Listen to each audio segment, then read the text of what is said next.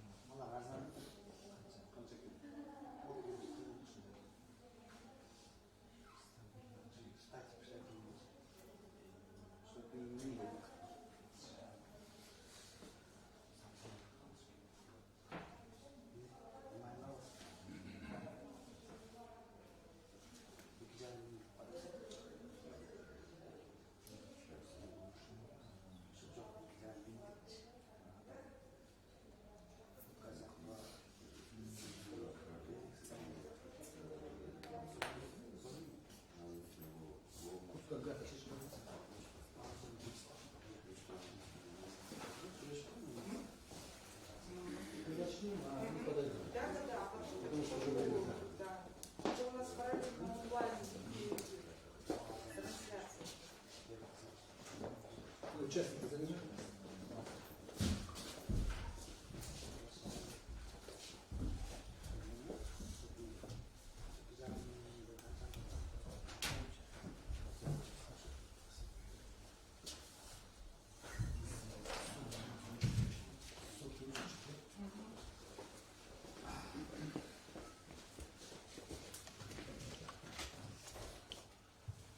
Уважаемые коллеги, добрый день. Мы начинаем традиционную пресс-конференцию по итогам 2021 года и планах на 2022 год, а также по исполнению указов президента, поручений дорожной отрасли. Слово предоставляется первому заместителю министра транспорта и коммуникаций Казахской Республики Нурламбеку Каймаеву. Пожалуйста.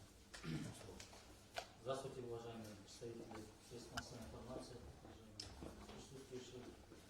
В 2021 году Министерством транспорта и коммуникаций Казахской Республики дорожной отрасли проведена определенная работа. В целом показатели, сразу хочу сказать, что показатели средние, по сравнению с предыдущими годами. По текущему ремонту и содержанию было выделено 1,5 миллиарда тонн. К сожалению, все вы помните, что в 2020 году бюджет дорожного отрасли был сокращен на 70% и образовалась огромная кредиторская задолженность за 2 года, за 2020 и 2021 годы. Сейчас выделено средств пришло на погашение кредиторской задолженности, но несмотря на это основные виды дорожно-ремонтных работ было проведено. В основном работы были проведены на основных трассах. Вы все знаете, вот, Бишкек, Надбургат, Бишкек, Ош, Сатташи, Кишкан, Тарас, Палас, Скифская кольцевая дорога. В общем, в 2021 году уложено 179 километров основных дорог, в том числе за счет инвестиционных проектов 113 километров, за счет текущего бюджета 15,5, за счет капитальных вложений 50 километров автомобилей. В 2021 году, как вы знаете, была начата реконструкция автомобильной дороги Балче-Баскон Харакол протяженностью 141 километр. Данная дорога, данный участок разделен на 2 участка. И совершены для реконструкции в качестве генеральных подрядчиков наши местные строительные компании. В прошлом году начата мобилизация, в основном начата мобилизация на участке с нулевого по 25 километров. Завершены земляные работы на 90%, уложено асфальтобетонное покрытие протяженностью 2,2 километра. В общем, в части производственных показателей нам расскажет еще заместитель директора департамента дорожного хозяйства. Я хотел бы остановиться на моментах части касающихся политики дорожной отрасли. В прошлом году, в конце прошлого года было принято решение, Кабинетом министров было принято решение по реформированию системы управления дорожной отрасли. Были приняты ряд решений. Первое – это по реорганизации системы управления дорожной отрасли. Там создается, уже создан дорожный фонд с источниками финансирования. Создано государственное предприятие «Крылзавтожол». В него вошли все дорожные учреждения, дорожные отрасли, 64 учреждения. В настоящее время идет реорганизация, и функции дорожной отрасли сейчас будут четко разделены. В качестве заказчика будет выступать департамент дорожного хозяйства, планирование, закупка работ, услуг будет осуществлять они. Кроме этого, дорожный фонд он будет только финансировать и вести учет исполнения бюджета. Крылзавтожолу у него будут только производственные функции. Хочу еще добавить, что было принято решение по внедрению информационной системы взимания сбора и высокогабаритного контроля.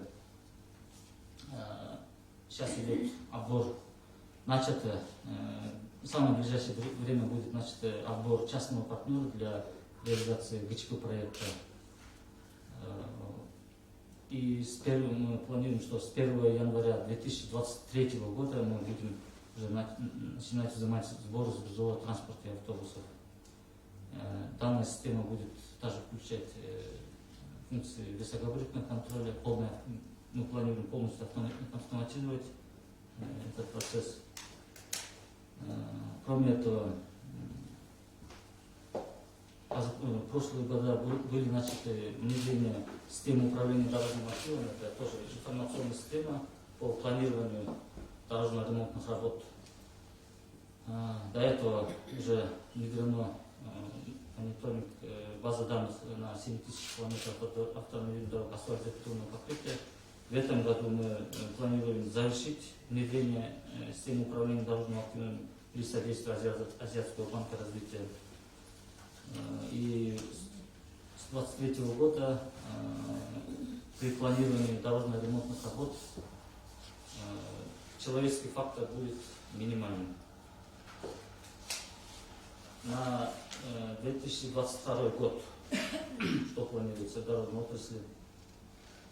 Коротко расскажу сейчас.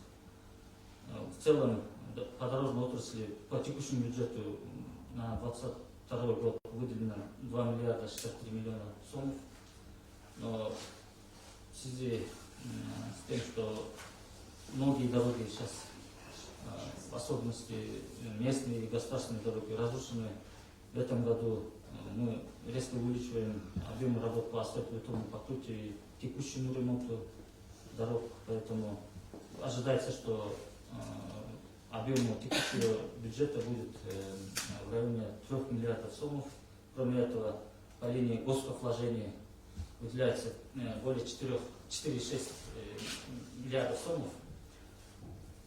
600 миллионов сомов – это объекты, уже начатые в прошлые года. 615 миллионов сомов выделяется на ремонт стратегических дорог Баткенской области. Там у нас есть перечень проектов, количество 37 проектов. Из них приоритетными являются 17 проектов. В этом году мы планируем открыть проезд по нескольким стратегическим дорогам. Кроме этого, будет продолжена работа по реконструкции автомобиля Балтче-Баскон. По инвестиционным проектам, как вы знаете, реализуется 13 проектов, 11 из них подрядчики уже выбраны в прошлые года, будут продолжены по реабилитации дорог. В 2 проектах процесс выбора подрядчика консультанта, это проект Балчы, Торунду Балбай и Тюккеген. В самое ближайшее время тендерный процесс будут завершены, будут начаты работы по реабилитации данных дорог. В этом году мы планируем, как я уже отметил, завершить реорганизацию дорожной отрасли системы управления. И с апреля месяца в дорожной отрасли система управления будет работать по новой системе. Остальные части расскажут мои коллеги.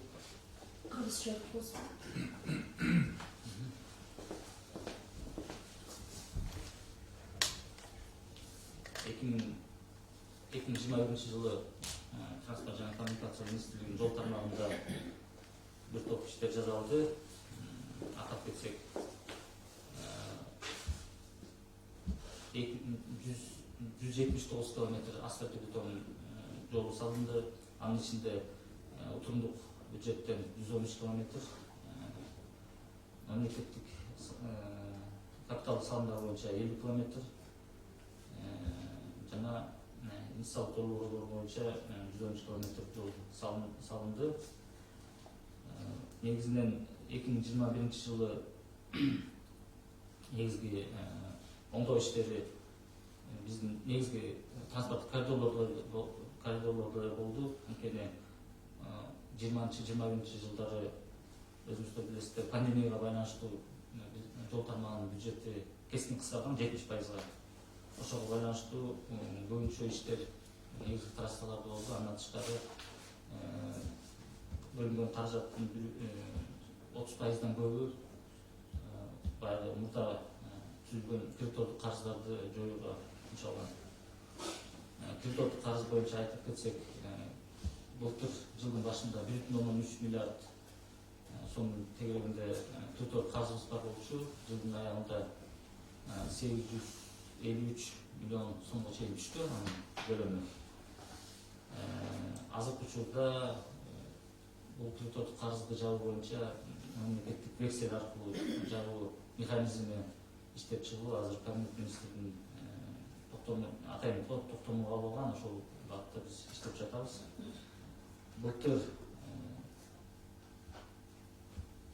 мамлекеттик жана жергиликтүү маанидеги жолдордо оңдоо иштери абдан аз болду бөлүнгөн каражаттын чегинде. Бирок быйыл 2022 жылы жетиштүү каражат бөлүнүп жатат. Мурдагы жылдарга салыштырганда кескин көбөйдү бөлүнгөн каражаттын көлөмү. Отурумдук бюджет боюнча 2 миллиард 63 миллион бөлүнсө, азыркы учурда ошо жолдордун абалын карап туруп дагы кошумча 945 миллион сом бөлүнүү жагы каралып жатат. Жакын арада 3 миллиардка көтөрүлсө, буюрса быйыл жергиликтүү маанидеги, мамлекеттик маанидеги жана эл аралык маанидеги жолдордун баарында тийиштүү жол иштерин жүргүзүүгө толук мүмкүнчүлүк болот. Азыркы учурда даярдык процесси калды. Кыргызстан боюнча 18 асфальтобетон заводубуз бар, анын баары оңдоодон өттү. Азыр техникаларды оңдоо иштери жүрүп жатат. Курулуш сезонунун даярдыктар. 2022 жылы инициалдык долбоорлор боюнча 13 долбоор бар. Анын 11-inde мурдагы подрядчиктер тандалган, алар боюнча иштер жүргүзүлө бермекчи. 2 долбоор боюнча тендерлик процесс жүрүп жатат. Алар Торунду Балбай жолунда 80 километр, Тюккеген жолунда тендерлик процесс жүрүп жатат. Подрядчикти консультант тандоо боюнча жакын аралыкта ал иштер бүтүп дагы мобилизация башталат. Негизинен капиталдык салымдар боюнча 4,6 миллиард сом каралды бюджетке. Анын 615 миллион сому Баткен областына стратегиялык маанидеги жолдорго 600 миллиону мурдагы башталган объектилерге, андан тышкары калган бөлүгү балыкчы баскан жолдун реконструкциялык иштерге улантылган. Ошол. Анан реформа боюнча кыскача айтып кетсек, былтыр декабрь айында жол тармагын башкаруу системасын реформалоо боюнча бир катар чечимдер кабыл алынган. Анын ичинде жол тармагын башкаруу системасын реорганизация боюнча чечим жана жол фондун түзүү боюнча, жол фондун боюнча негизги эки булак болот. Бул ГСМге болгон акциздик салыктын 50% жана жалпы пайдалануудагы жолдор жүргөндүгү үчүн жүк ташуучу транспорт каражаттарынан алынуучу жыйындар. Ошо транспорт каражаттарынан алынуучу жыйындарды биз информацион маалымат тутум аркылуу алмакчыбыз. Аны боюнча аны киргизүү боюнча азыркы учурда мамлекеттик жеке өнөктөштүк механизми аркылуу киргизүү боюнча тийиштүү иштерди баштадык. Жакын аралыкта ошо жеке өнөктөштүк тандоо боюнча жумуштар башталат. Реформа боюнча апрель айынан баштап бул жол тармагын башкаруу системасы жаңыча иштеп баштайбыз. Ал жерде заказчы катары жол чагуу департаменти болмокчу. Ал пландаштыруу, жолдордо жумуштарды, кызматтарды сатуу боюнча функциялар болсо, Кыргыз автожол мамлекеттик ишканасы ал өндүрүштүк функцияларды аткарат. Андан тышкары жол фонду ошол иштер жол тармагындагы иштерди, кызматтарды каржылоо боюнча ошол иштер жүргүзөт. Рахмат. Сөз сизде республикалык бюджеттин салынган жолдор боюнча департамент, жол чагуу департаментинин директорунун орунбасары Назаралиев.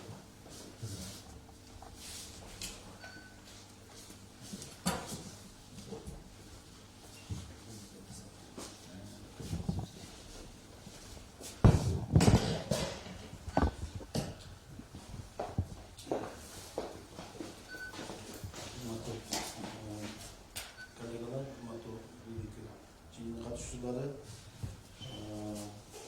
бүгүнкү күндө жол чагуу департаменти боюнча каралып аткан жумуштар боюнча кыскача токтолуп кетейин. Өзүңүздөр билесиздер, 2020-2021 жылдары пандемияга байланыштуу жол тармагына бөлүнгөн акча каражат 70%га кыскарып кеткен. Ошондуктан айтып аткан акыркы 2 жылда биздин аткарып аткан жумуштарыбыздын көлөмү дагы бир топ материалдык көрсөткүчтөрүбүз азайды. Бирок тең менен аткарылган жумуштар боюнча кыскача маалымат берип коеюн. Жалпы 2021 жылы учурдагы бюджетибиз 1 миллиард 558 миллионго чыкты. Ошонун ичинен 65 километр 13 километр асфальт төшөө иштери жүргүзүлдү. Гравий шагыл төшөө иштери 86 километрге, кара шагыл төшөө 4 километр, андан сырткары капиталдык салымдар беленеси аркылуу 52 километр асфальт төшөө иштери жүргүзүлдү. Быйылкы 2022 жылы ортодо азайып калган бөлүмдөргө жетишүү үчүн ордун толуктоо максатында быйылкы жылкыга аябай чоң тапшырмалар бизге коюлуп, азыркы учурда биздин бюджетибиз бекитилиптү.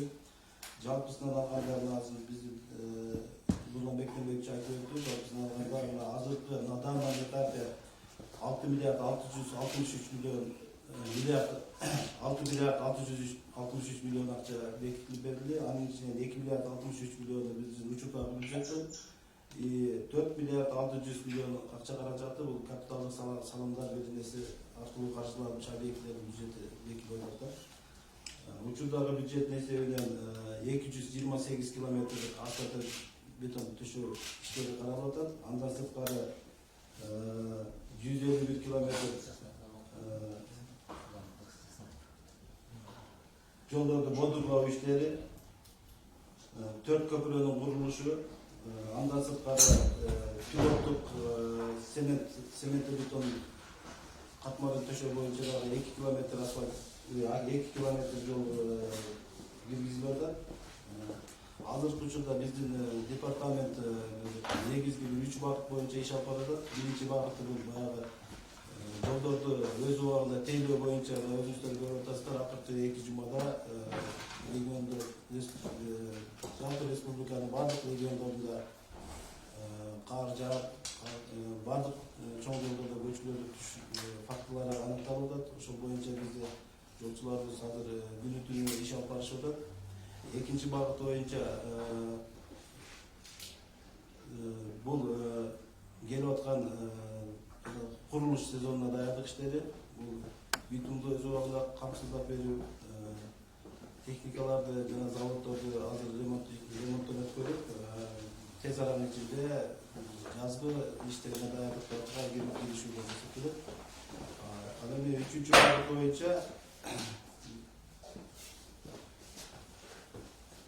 багыт боюнча айта турган болсок, бизде деле өзүңүздөр көрүп атасыздар. Бизде азыркы этапта министрликте чоң реформа, реорганизация иштери жүрүп атат. Ал менен дагы параллельно жумуштар алып барылып атат. Биздин баягы 57 жол тергөө мекемеси, 9 башкармалыктар бүгүнкү күндө чоң Кыргыз автожол ишканасына биригип функцияларды бөлүштүрүү, аткаруу иштерин так мындан кийин ким кандай тартипте иш алып баруу боюнча дагы чоң иштер жүрүп атат. Кыскача транспорттарга департамент автомобильного ввозного транспорта местного регламентного контроля Шухрат. Сөз Шухрат, пожалуйста.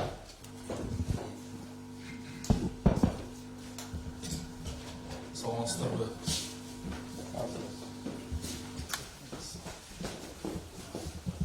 Саламатсыздарбы, урматтуу маслихат маалымдоо каражаттарынын өкүлдөрү.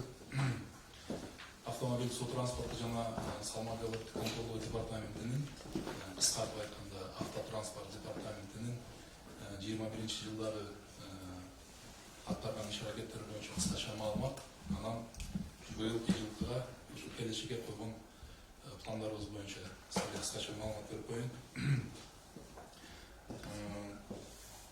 21-жылдын 12 айы боюнча, 12 айына карата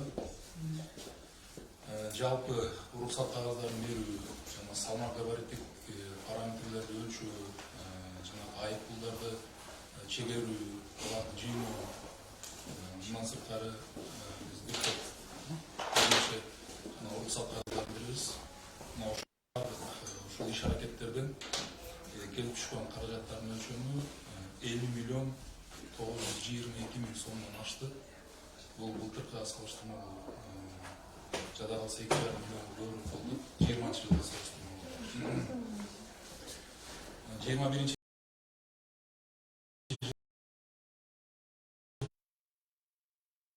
жылдын 12 айына карата жалпысынан жанакы жүргүнчүлөрдү ташуу ишмердүүлүгүнө 17.366 даана лицензия берилген. Бул 20-жылга салыштырмалуу жада калса 2.000ге көбүрөөк. Андан келип түшкөн акчанын көлөмү 11.503.500 түздү. Бул 20-жылга салыштырмалуу 1,5 миллион сомго көбүрөөк. 21-жылы ушул ковид илдети бир аз азайгандыгына байланыштуу биздин жүк ташуучулардын ишмердүүлүгү бир аз мындай жанданды десек болот, активдешти. Ушул 21-жылга карата 170.139 рейс аткарылды биздин кыргыз жүк ташуучулар тарабынан. Анын жыйынтыгы боюнча 2.623.930 тонна жүк ташылды. Бул ошол 20-жылга салыштырмалуу жада калса бир кыйла көп. Анткени 20-жылы болгон 128.000 рейс аткарылган. Эми транспорттук көзөмөл боюнча жалпысынан 21-жылы биздин инспекторлар тарабынан, транспорттық көзөмөл бөлімдері тарабынан 501.262 транспорт қаражаты текшеруден көрілді. 20 жылы болған 394.705 түзген көрсөткүч. Эми пайыздык сандар боюнча азырда кыскача айтып өтөйүн. 2021 жыл 20 жылга салыштырмалуу текшерилген транспорт каражаттарынын саны 26%, түзүлгөн протоколдордун саны 27%, чегерилген айыппулдардын саны 80%, жана өндүрүлгөн айыппулдардын саны 61% өскөн. Биз бул иш аракеттерди мындан ары дагы улантабыз, транспорт көзөмөлдүн сапатын жакшыртабыз, жана өзүн да күчөтөбүз буюрса. Эми ошол алдыбыздагы азыр пландар боюнча да кыскача айтып өтөйүн. Биздин негизги алдыбызга койгон иш аракеттердин бири бул транспорт, автомобиль жана суу транспорты тармагын мындан ары да өнүктүрүү, ошол иштерди улантуу. Анын ичинде азыр колдонуудагы укуктук ченемдик базаны жакшыртуу, анын катарында жанагы биз эл аралык өнөктөштөр менен, чет өлкөлөр менен, ошо Кыргыз Республикасы менен ортобузда түзүлгөн жана макулдашууларды мындан ары да өнүктүрүү.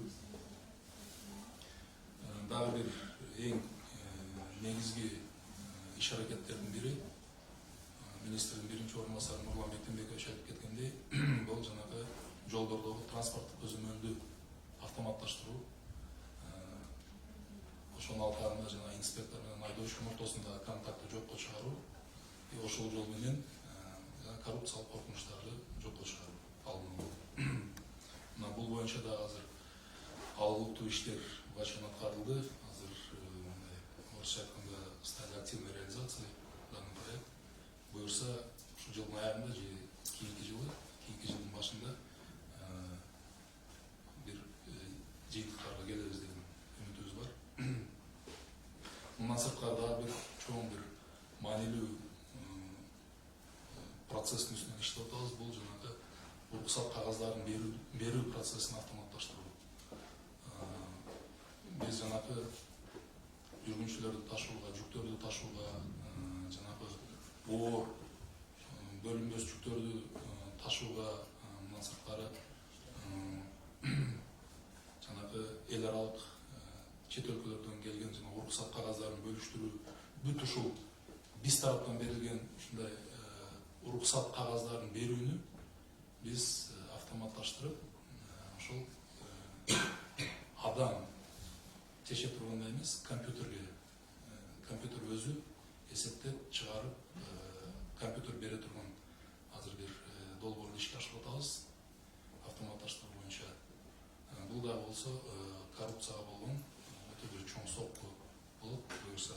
Бул боюнча азыр биз кээ бир айрым эл аралык донорлор менен иштер жүргүзүп, бул долбоорду азыр аткарылып жатат. Мындан кийинки дагы бир биздин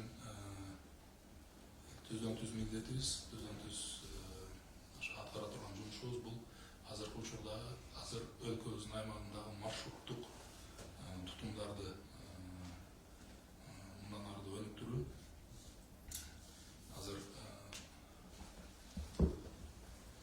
Азыркы учурда мына ковид илдетине байланыштуу Россия, Казакстан, Өзбекстан сыяктуу мамлекеттер менен автобустук каттамдар токтогон.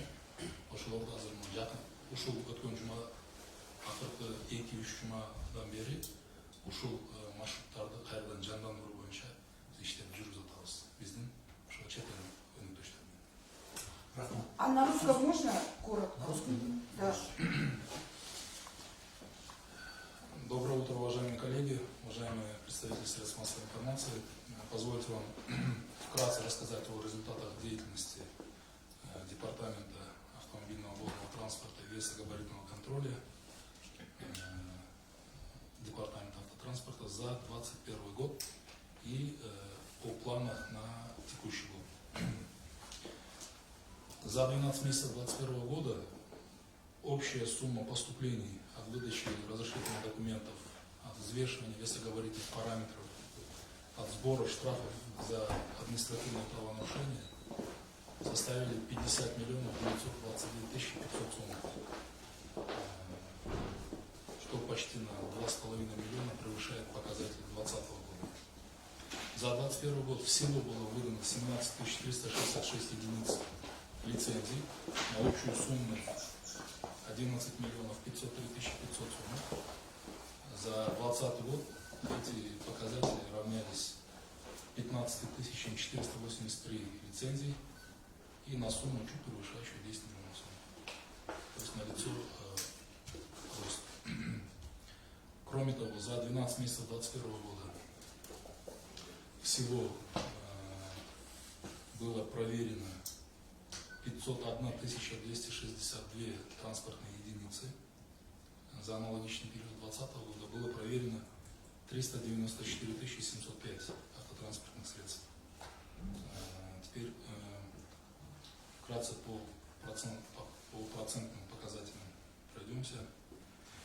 За 12 месяцев 2021 года количество проверенных транспортных средств увеличилось на 26%, количество составленных протоколов увеличилось на 27%, сумма наложенных штрафов выросла на 80%, и сумма взысканных штрафов увеличилась на 61%.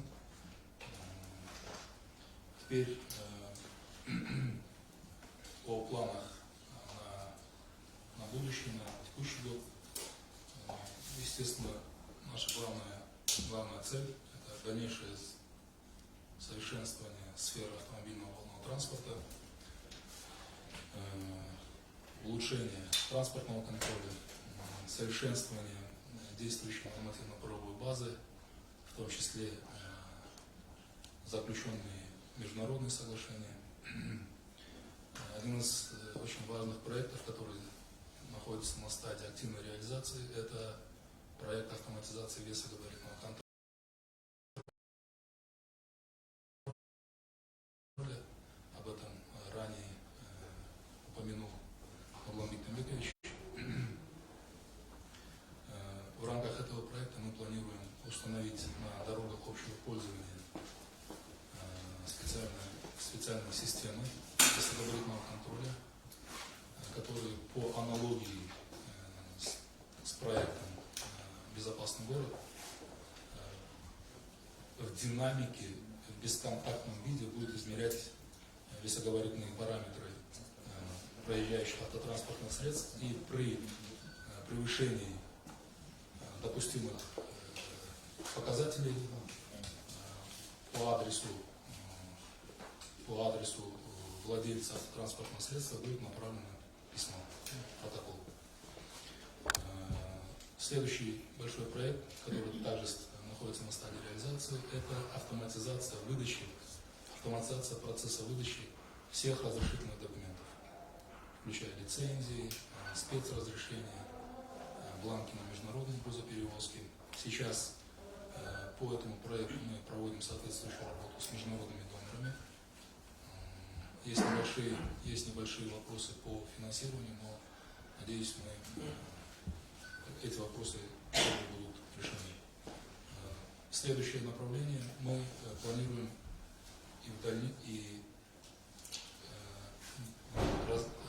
дальнейшее развитие действующих маршрутных сетей, оптимизация действующих сетей и увеличение охвата населенных пунктов автобусными маршрутами сообщения.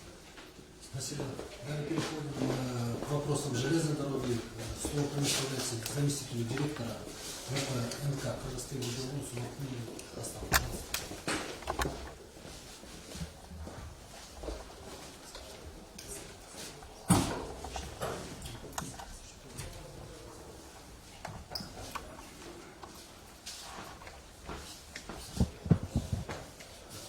Здравствуйте, уважаемые журналисты, уважаемые коллеги.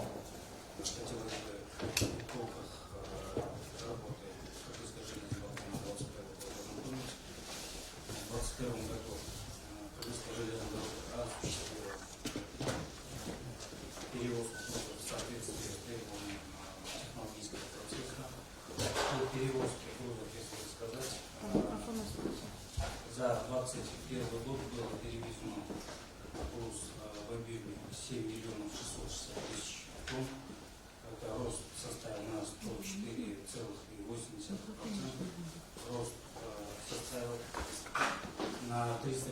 44 тысячи тонн, больше, чем в 2020 году.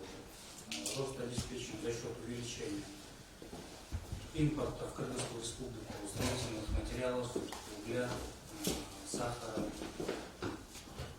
зерна и муки, а также экспорта нефтепродуктов,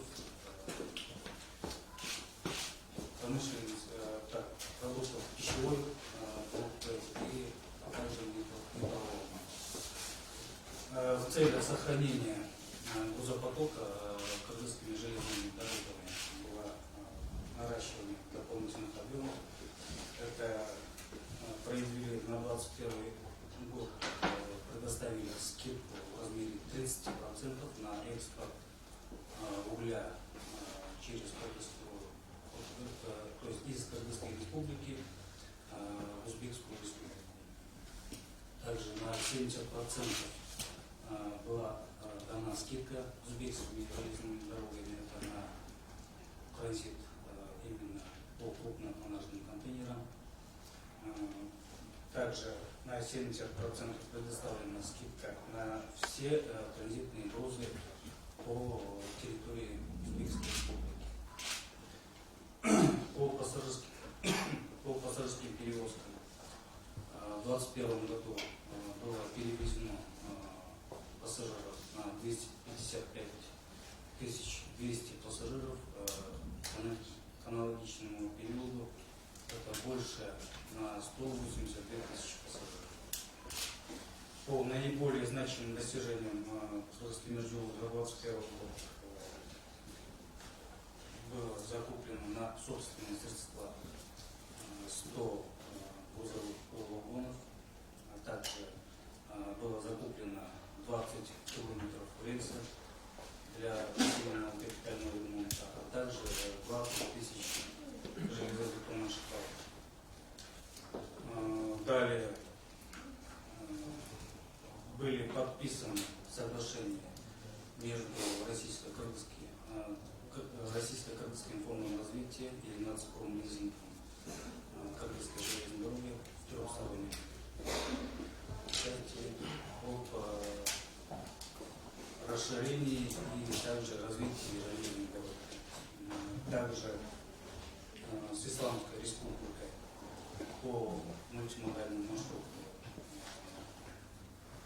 Китай, Казахстан, Узбекистан, Иран была предоставлена скидка в размере 90% для крупнотоннажных, для перевозок крупнотоннажных капиталов.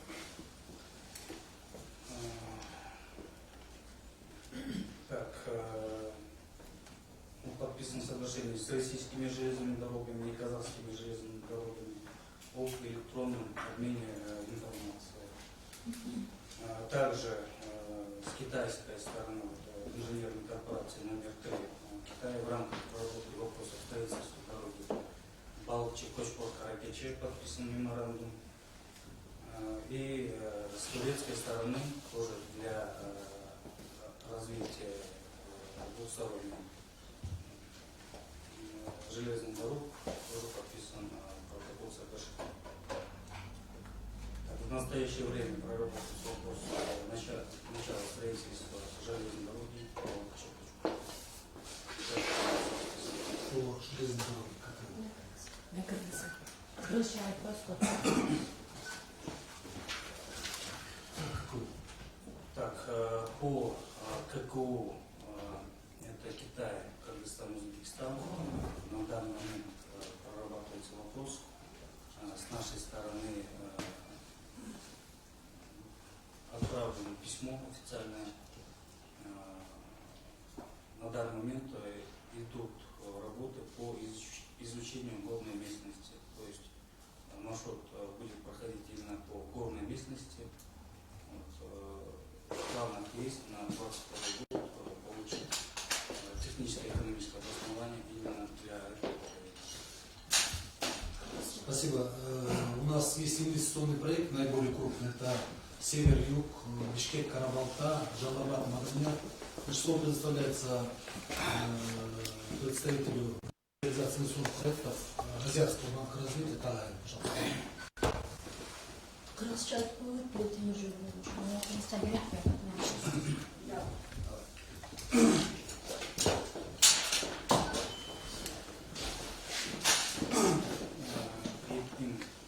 Кыргыз темир жолунун 2021 жумуштары боюнча алып кетсем, айта кетсем, 2021 жылы Кыргыз темир жолу менен жүктө 160 мың тонна жүк ташылып өткөн. Бул былтыркы жылга караганда 354 мың тоннага болот. Бул өсүүлөр Кыргыз мамлекетине көмүрдөгү курулуш материалдарын, сахарын, булгайдын жана ундун импорттун негизинде жана нефтепродукт, металл, строительный курулуш материалдарын экспорттун негизинде өсүүлөр болгон. Кыргыз темир жолу жүктү ташуулар боюнча объемду сактап калуу үчүн 30% арзандатуулар берилген. Бул түштүк региондун Оштон Өзбекстанга көмүр ташуулардын натыйжасында, андан сырткары Өзбекстан темир жолу аркылуу тараптар сүйлөшүүнүн натыйжасында контейнер ташуулар боюнча 70% арзандатуулар берилген. Андан сырткары 50% арзандатуулар бул Өзбекстан аркылуу өткөн транзиттик груздарды ошолор боюнча өтүүгө 50% арзандатуулар берилген. Бул Өзбекстан тарап аркылуу. Андан кийин жүргүнчүлөрдү айта кетсем, 2021 жылы 255.200 жүргүнчү ташылган. Бул 2020 жылы салыштырганда 182.839 жүргүнчүлөр көп. 2021 жылда Кыргыз темир жолунун жетишкендиктерин айта кетсем, бул өзүбүздүн каражатка 100 жарты жүк ташуучу вагондор алынган. Андан сырткары темир жолдун инфраструктурасын өнүктүрүү үчүн 20 километр рельс жана 20 миң темир бетон шпалдар алынып келинген. Андан сырткары темир жол транспортун өнүктүрүү үчүн Орус Кыргыз өнүгүү фондусу жана Нацпром лизинг компаниясы менен 3 тараптуу келишимге кол коюлган. Андан сырткары Балчы Кочкор Каракече жолун салуу багытында Кытайдык 3-чү инженердик компания менен меморандумга кол коюлган. Андан сырткары айта кетсем, мультимодалдык багыт Кытай, Кыргызстан, Өзбекстан, Иран өлкесинде аралыкка контейнер ташуу багытында 90% арзандатуулар берилген. Андан сырткары айта кетсем, Түркия мамлекети менен темир жолду өнүктүрүү боюнча протокол кол коюлду. Азыркы убакта Балчы Кочкор жолун салуу багытында иштер жүрүп жатат. 2022 жылга 3 чакырым темир жолду салуу деген максат бар.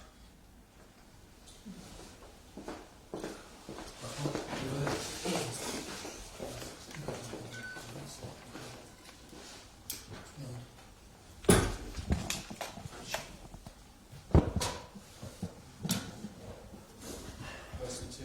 По крупным инвестиционным проектам, реализуемым Министерством транспорта и дорог, на сегодняшний день реализуется проект Бишкек-Карабалда.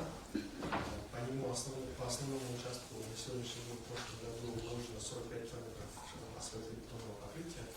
основной участок полностью завершен по кладке асфальтобетонного покрытия. Также ведутся работы на дополнительном участке протяженностью 74 км. Ожидается, что до конца этого года все работы по укладке асфальтобетонного покрытия по дополнительному участку будут завершены.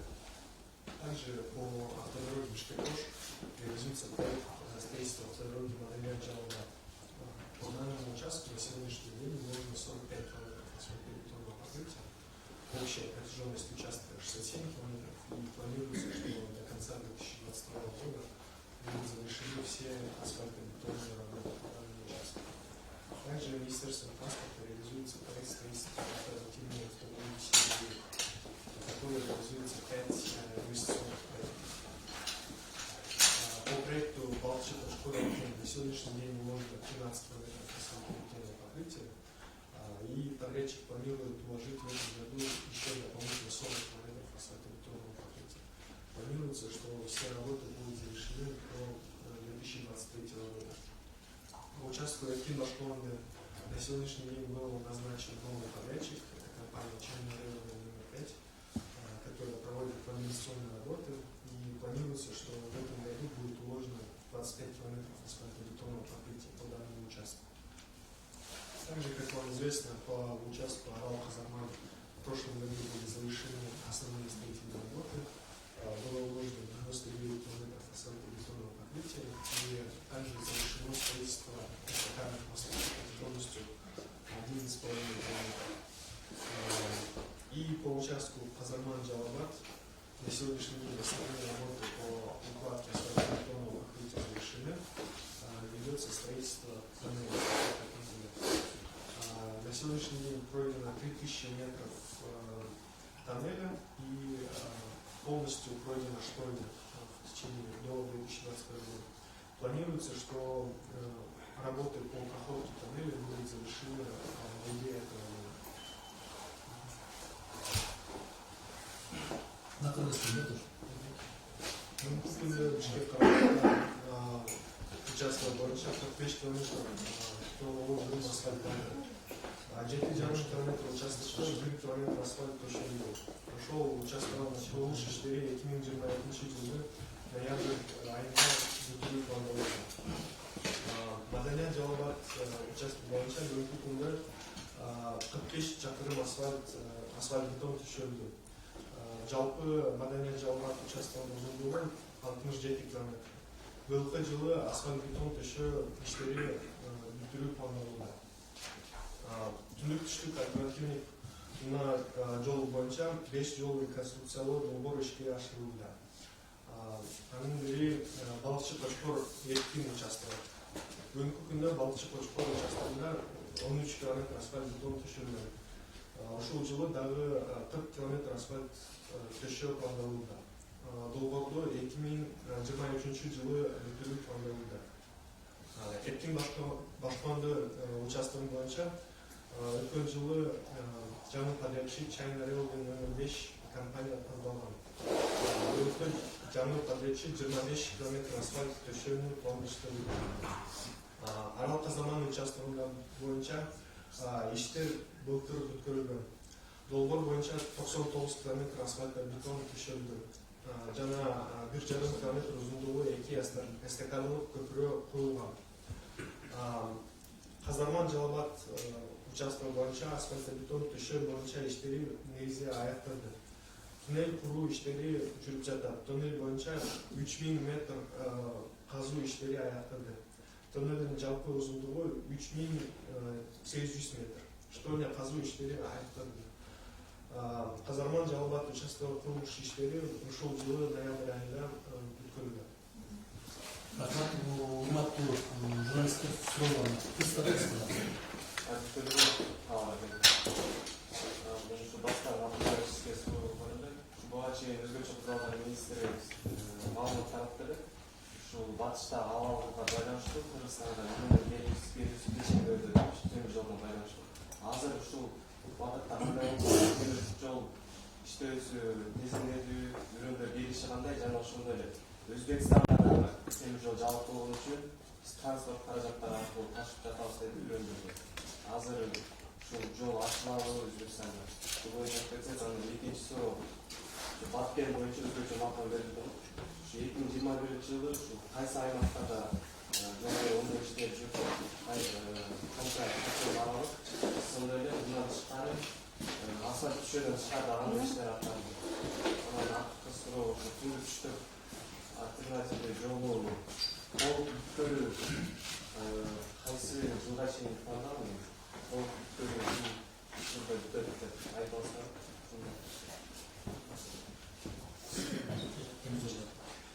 Биринчиден сурооңузга рахмат. Сурооңуз боюнча айтып кетсем, азыркы убакытта согушка байланыштуу Россия, Казакстан чегарасында вагондор токтотулду деген маалымат келген. Бирок маалыматты тактап айтканда, бул согушка байланыштуу Россия Федерациясынын президенти Владимир Путиндин болгон ички сыргылоодуу сыртка чыгаруу негизинде бир аз токтотуу баягы иштери турат. Ал эми Өзбекстан тараптан айтсам, бул 11 вагонду айтышкан баягы токтотулду деп, бирок ал токтотулган жок. Ал вагондор Кара Суу айылын шаарына барып түштү, 11 вагон тең. Азыркы убакытта Буудайдагы анан Буудай себүү максатында ишкерлерге өрөөндөр таратылып берилип атат. Ал жактан эч кандай токтолуу жок. Өзбекстанга ачык. Өзбекстан, Кыргызстан ачык.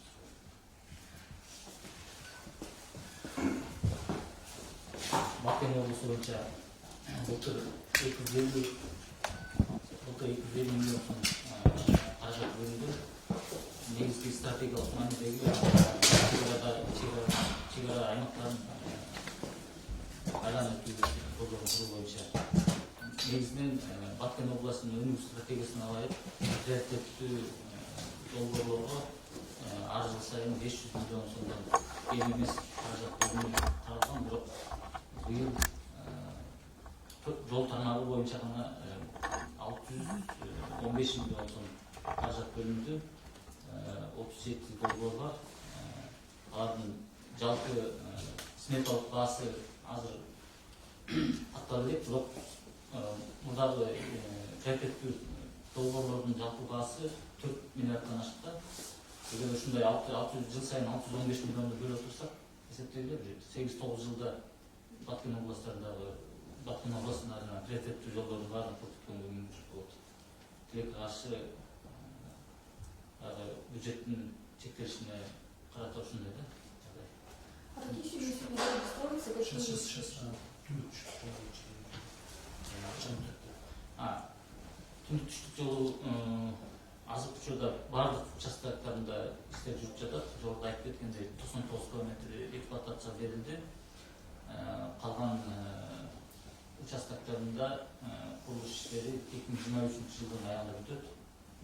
Ага чейин Санелда бүтүп калат деген үмүттөбүз. Бул жол ак төлөмчү жол болот. Какие сейчас Золото 24, скажите, пожалуйста, в Баткенской области какие участки дороги строятся и на какой они стадии, когда будут завершены? Ну, всех перечислить я не могу, но основные вот объезд города Исфана, города Ош, города Баткен,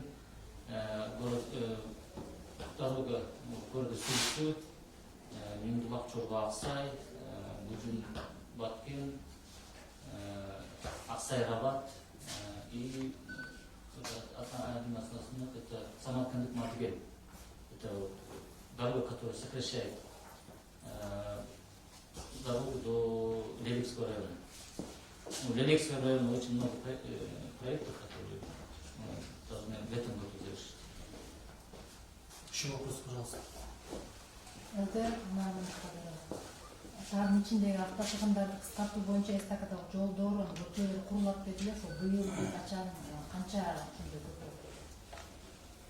Шаардын ичинде негизи мэрияга карайт, бирок биздин маалыматыбыз боюнча 4 эстакадалык жол курулат. Жанагы темир жолду кесип өткөнчү. Тургундарды азайтуу боюнча. Качан ошо эмеси курулуп качан башталат? Негизи буну республикалык бюджеттен тартыш кылып Кытай Республикасынын грантына курабыз деген маалыматыбыз бар да. Эмне Вопрос. Жана профсоюзный көчөсүчү. Профсоюзный көчө бул жанагы биздин Бишкек Карабалта жолуна параллельно кетет.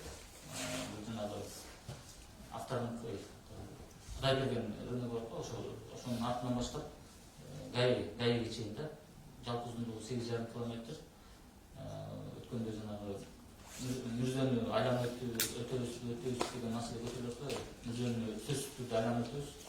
Ал чечилген маселе азыр жолдорду кайра иштеп чыгуу боюнча иштер жүрүп жатат. Жакын аралыкта бул 1 айдын аралыгында алып өтөт. Биз планыбыз боюнча июнь айында курулуш иштерин баштайбыз. Тендер өткөндөн кийин. Украинада соғысқа байланысты биздин баягы СНГнин алкагында ушундай Европа катнашкан оружие ташуучу машиналарында жүрүп турган кандай болот? Азыр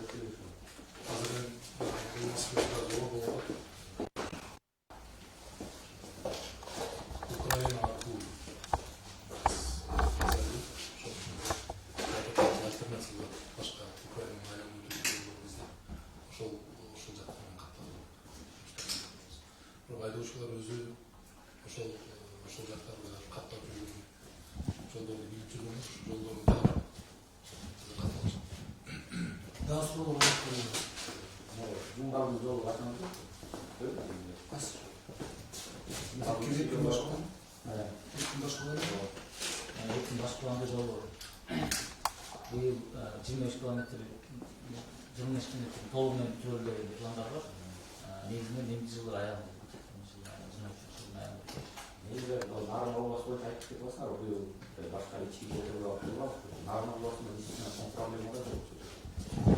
Негизи көйгөйлүү маселелер бар деле Кыргызстандын көп эле жерлеринде бар. Жанагы өзгөчө жергиликтүү маанидеги, жергиликтүү маанидеги жолдор дээрлик каралбаган өзгөчө шагыл жолдор.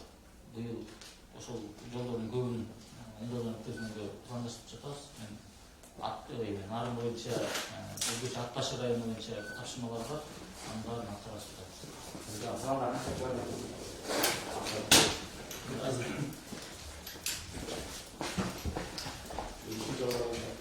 Нарын областынын учурдагы бюджет маселеден каржыланып объектилерди айта турган болсок, жалпысынан алганда бизде 23 километр Нарын областы боюнча иш аткарылат.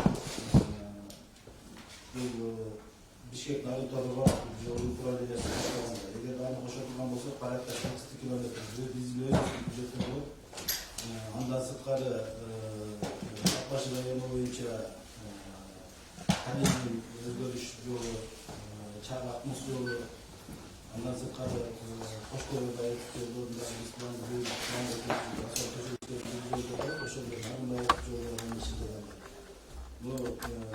жалпысынан эле негизинен алып келе турган болсок, биз буга чейинки жылы биздин учурдагы бюджет эсебинен максимум 130 километрге чейин асфальт иштөө төшөө иштерин карап да, ал эми быйылкы жылы биз ушу көрсөткүчтү 228 көтөрөбүз.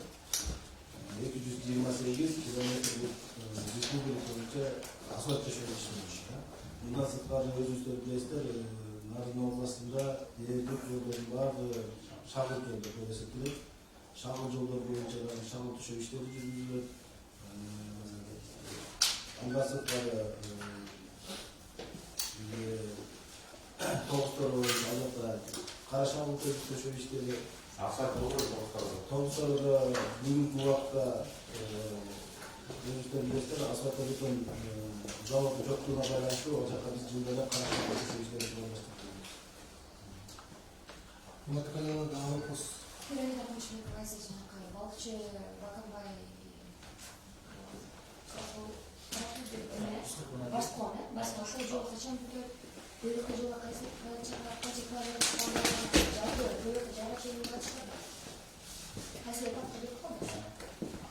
Балыкчы Баскон Каракол жолу 140 километр, 2 километр. биздин мына жергиликтүү тазачылар иштеп жатат. Быйыл ошо 140 километрдин 70 километри толук бүтүрүлөт. Башында жанагы былтыр башталган 25 километр участкага толук бүтүрүлөт. Андан тышкары 0,70 километрге чейин дагы кошумча 15 километр бүтөт. Анан 70 километрден 141 километрге чейин участкакта 25 километр бүтөт. Ошондо азыр канча километр бүтөт? Жок, азыр 25 километрдин дээрлик 90% жер иштери бүтүп, жакын асфальт иштери башталып жатты. Асфальт иштери тез бүтөт. Ал эми аркы жана 70 километрден 141 километр участкасында көпүрөлөр абдан көп да. 15 көпүрө бар. 15 көпүрө жана көчөлөр бар. Ошолор бар бүткөндөн кийин асфальт иштери, жер иштери башталат да. Ошо жанагы Украина Россиядагы абалга байланыштуу азыркы туристтердин баары негизи Европага эмес, Турцияга эмес, Сибирге келиши мүмкүн да. Ушундай жолдор болот да, жол эртерээк бүтпөсө, мындай туристтер тосолгондо эмес. Туура айтасыз, баягы технологиялык процесс бар да. Ошого жараша мүмкүнчүлүгүбүзгө жараша бүтүргөнгө аракет кылабыз. Бирок көп бөлүгү бүтөт. Туристтер баратырган учактар. Siz zaten artık koyduğunuz sorunuz boyunca ülkenin bilesiniz, ıssıklı aynağında bir de iki çoğun doğru ülkede yürüyüşüyorlar. Bu balıkçı balıkçı formu gibi ama bilesiniz ülkenin 15. başlarında. Uzunluğu 104 kilometre yolcu, büyüklüğü de 84 kilometre asfalt taşı işleri bitiyor. Balıkçıdan Torabı ayrına 18 kilometre yolcu bu yıl biz asfalt taşı işlerine bitiriyoruz деген планды коюп иш башталган атат. Ал эми экинчи проект болсо былтыр башталган ушу балыкчы баскон жол. Балыкчы баскон жолу эки бөлүккө бөлүнгөн. Биринчи бөлүгүндө 0,70 километрге ал 71 километрдагы өзүнчө эки бөлүккө бөлүнүп 0,25 километрге чейинки аралыгында жер иштери дээрлик 90%-га бүттү. Погода жакшы жана туруктуу таштык боло турган болсо, ал уже асфальт төшөө иштери башталат. Ал эми экинчи участкада 71-ден 141 километрге чейин участканын бүгүнкү күндө жер иштери жүрүп атат. Алар дагы биздин алдын ала эсептер боюнча 25 километрге чейин асфальт төшөө иштерин бүтүрөбүз деп ошондой темпте иш алып кетип атат. 40 километр жолдо жер иштери жүрүп. Балыкчыны алганда быйыл жылга 4 миллиарддын тегерегинде иш жұмыс жүргізіледі деп болжол жасалды. Жылдан бері жолдың сапатын айда сынап жүреді да. Негізі бар шаараралық трасса, трассалар негізі сапаты жақсы емес. Мына баяғы энергиялық тексеру болған кезде. Бірақ ички жолда дайыма проблема бар. Шаар ички жол дайым қарылып қойып. Көбінше бір картина болып өзгертіп жасайды деген не бар ғой. Пландар, бәрі бар, шетелдіктің мастышын үйреніп қолданып коррупцияны өзгертіп жүргізіп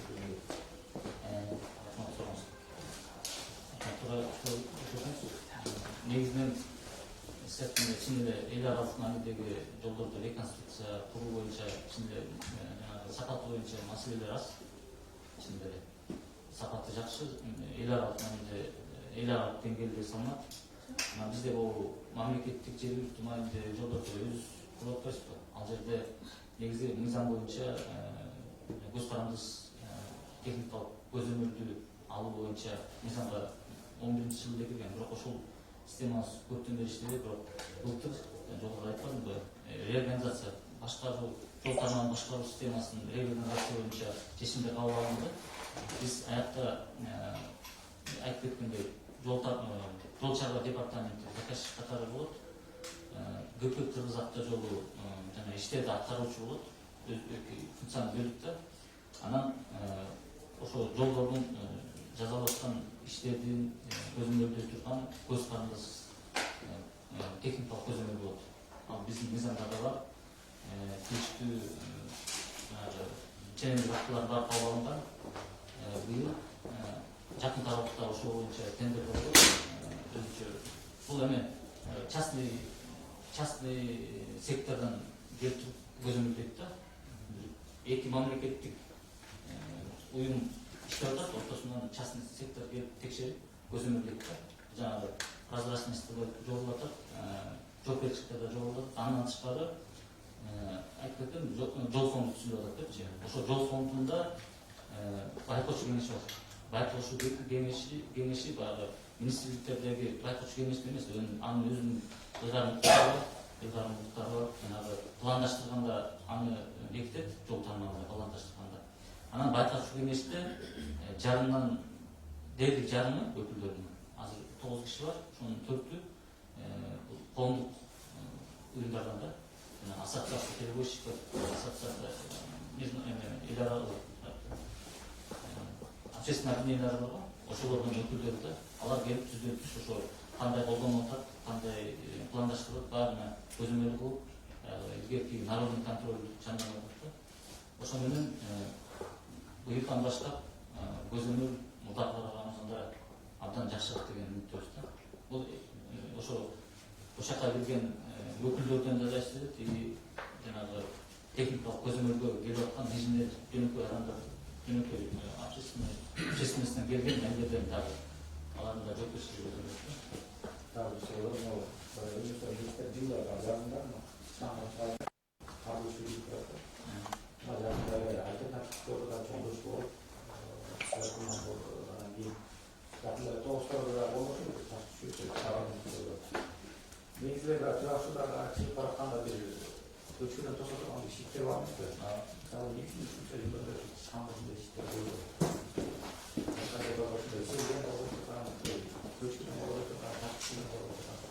Бишкек ошолунда андай участоктор абдан көп. Эң кооптусу жана 246 километрде азыр тоннель кылып атпайсызбы? 450 метр болгон. Ал жерде жана көчкү убактында 7-8 жылда 1 миллион көчкү 450 метр болгон тоннель кылып атпайсызбы? Бул жанагы Япониянын жайка агенттигинин гранттын эсебинен. Андан тышкары жакында эле кол коюлду, 1 миллион доллардан ашык грант бөлүп атат. Александр ички ошолордо тоннельге жакын болгондо каржы косуучу космолор бар, ошону жаңыртып Япония технологиясы менен жаңы